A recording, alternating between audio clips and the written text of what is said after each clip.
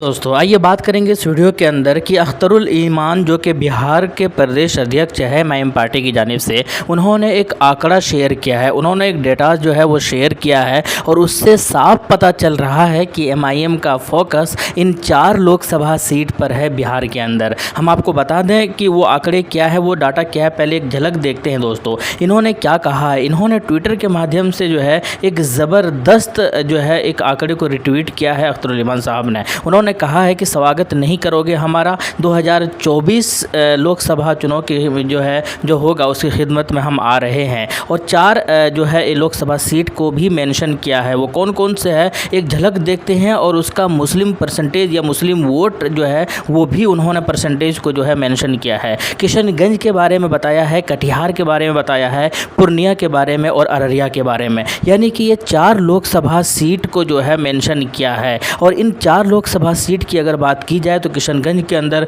68% जो है मुस्लिम वोट है, कटिहार के अंदर 45% जो है मुस्लिम वोट है, अररिया के अंदर जो है 43 यानी 43% मुस्लिम वोट है और पूर्णिया के अंदर 40% वोट है। साथ के साथ इन्होंने जो है ये भी कहा है कि इंशाअल्लाह हम कामयाब होकर लौटेंगे। यानी कि इससे एक अंदाज़ा, एक आइडिया तो ये लग रहा है कि बिहार के अंदर एएमएम पार्टी लोकसभा चुनाव के अंदर इन 4 लोकसभा सीट पर अपना उम्मीदवार उतारेंगे। जहाँ जहाँ पर मुस्लिम परसेंटेज की अगर बात की जाए तो इन चारों जगहों पर 40% से ज़्यादा मुस्लिम वोट है। और इससे साफ झलकता है कि जहाँ पर भी 30% से ज़्यादा अगर कोई भी जो कास्ट का अगर वोट रहता है तो डिसाइडिंग फैक्टर वो लोग बन जाते हैं। और यहाँ पर तो बिल्कुल क्लियर बनते हुए नज़र आ रहे हैं। किशनगंज के अंदर हालांकि पहले भी एमआईएम ने अपना उम्मीदवार उतारा था, जो कि अख्तरुल ईमान साहब खुद जो है रिप्रेजेंट किया था अपने आप को। और हम आपको बता दें कि जब वहाँ पर उम्मीदवार उतारा तो यानी अख्तरुल ईमान साहब मैदान के अंदर उतरे थे किशनगंज के अंदर, तो भले ही इनकी जीत नहीं हुई थी, ये तीसरे पायदान पर रहे थे, तीसरे पोजीशन पर रहे थे और 2,95,029 वोट लेकर आए थे। हालांकि कांग्रेस की यहाँ पर जीत हुई थी, जबकि दूसरे नंबर पर जो है सैयद महमूद अशरफ जो कि जदयू के पार्टी की जानिब से था वो दूसरे नंबर पर रहे थे। लेकिन मज़े की बात यह है दोस्तों कि इन 4 लोकसभा सीट की अगर बात की जाए तो अररिया के अंदर जो है बीजेपी की जीत हुई थी, जबकि इतने अच्छे मुस्लिम वोटर्स है फिर भी वहाँ पर बीजेपी की जीत हुई थी। उसके बाद अगर किशनगंज कटिहार की अगर बात की जाए तो वहाँ पर जदयू की जीत हुई थी। इसी के साथ साथ किशनगंज की अगर बात की जाए तो वहाँ पर कांग्रेस की जीत हुई थी।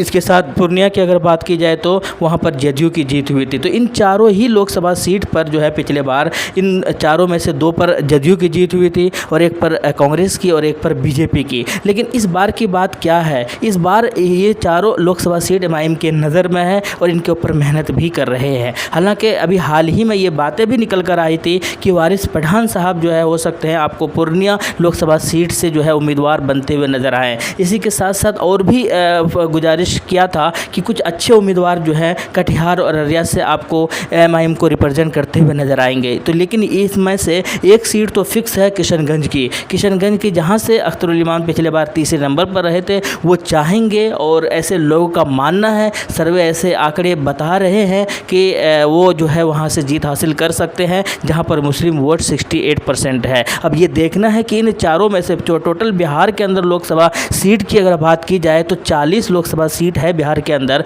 और एमआईएम इन चारों पर अपना उम्मीदवार उतारती है, जो कि उतारेंगी ऐसा बिल्कुल साफ क्लियर नज़र आ रहा है। हालांकि ऑफिशियली इसकी घोषणा जो है जब चुनाव का वक्त होगा उसी वक्त पता चलेगा। लेकिन इन चारों लोकसभा सीट पर अपना अगर उम्मीदवार उतारते हैं एमआईएम पार्टी तो फिर विपक्षी जो गठबंधन जो तैयार किया है उसको हिलाकर रख देगी, क्योंकि टोटल 40 लोकसभा सीट है और उन 40 में से 4 जो है यहाँ पर अगर एमआईएम अपना उम्मीदवार उतारेंगी तो विपक्षी दल के नाक में जो है वो ज़रूर परेशानी खड़ा कर देंगे विपक्षी दल के खेमे में। और वो साफ ऐसे नहीं चाहेंगे, क्योंकि अख्तरुल ईमान साहब और बाकी जो 3 लोकसभा सीट है कटिहार हो, अररिया, पूर्णिया हो, इन तीनों के अंदर एमआईएम की पकड़ है। और सीमांचल के अंदर वैसे भी एमआईएम बढ़ती हुई पार्टी नज़र आ रही है। इसी वजह से कांग्रेस के कई नेता जो है पूर्व विधायक समेत जो ये कहते हुए नज़र आ रहे हैं कि एमआईएम को ऊपर बैन कर लेना चाहिए, एमआईएम को जड़ से ख़त्म कर देना चाहिए। वो क्योंकि वो डर चुके हैं, बुखला चुके हैं, इसीलिए एमआईएम के लिए ऐसे बातें कर रहे हैं।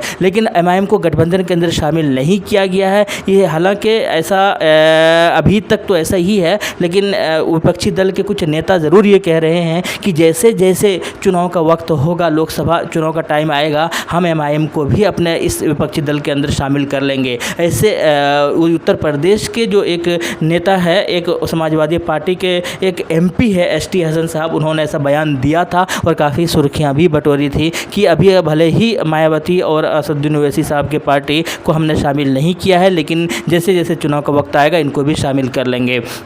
लेकिन मज़े की बात है कि ये तो बिहार की अगर बात की जाए तो 4 सीटों के ऊपर फोकस है और 4 सीट पर अपना उम्मीदवार उतारेंगे, ऐसा बिल्कुल साफ क्लियर नज़र आ रहा है। हालांकि उत्तर प्रदेश को लेकर जो है पहले ही घोषणा कर चुका है कि हम उत्तर प्रदेश के अंदर जो प्रदेश अध्यक्ष है वहाँ के जनाब शौकत अली साहब, उन्होंने कहा था कि हम 15 से 20 सीटों पर अकेले ही चुनाव लड़ेंगे, क्योंकि विपक्षी दल के अंदर ये शामिल है ही नहीं। इसीलिए इन्होंने कहा था कि हम 15 से 20 लोकसभा सीट पर अपना उम्मीदवार उतारेंगे 2024 के अंदर जब लोकसभा चुनाव होगा। साथ के साथ ये भी कहा गया था कि जो शौकत अली जो प्रदेश अध्यक्ष है वो भी चुनावी मैदान के अंदर आएंगे। साथ के साथ पवन राव अंबेडकर भी जो है वो चुनावी मैदान के अंदर आएंगे और भी कई दिग्गज नेता जो है MIM की तरफ से जो है चुनाव लड़ते हुए नजर आएंगे जब 2024 का लोकसभा चुनाव होगा। तो ये एक मज़ेदार आंकड़े हैं, मज़ेदार फैक्ट्स है। अब ये देखना होगा कि विपक्षी दल के लिए MIM को रोकना, MIM एक अलग तरीके से परेशानी खड़ा कर सकती है,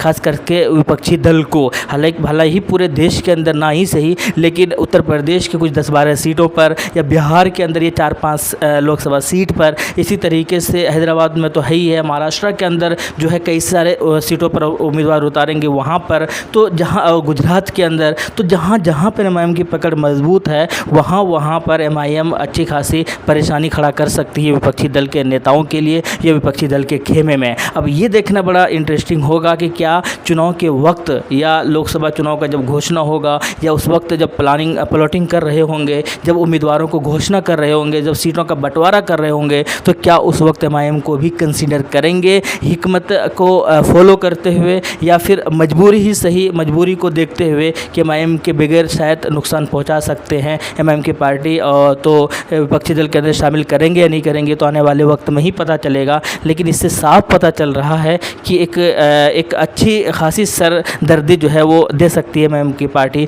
पूरे भारत के अंदर, पूरे देश के अंदर। अब ये देखना है कि अकेले चुनाव लड़ेंगे या MIM के साथ, जो MIM किसी को साथ लेकर चुनाव लड़ेंगे, ये तो आने वाले वक्त में ही पता चलेगा। आपका क्या कहना है कमेंट सेक्शन में ज़रूर बताइएगा। मिलते हैं नेक्स्ट वीडियो में। थैंक यू, जय हिंद, लव यू।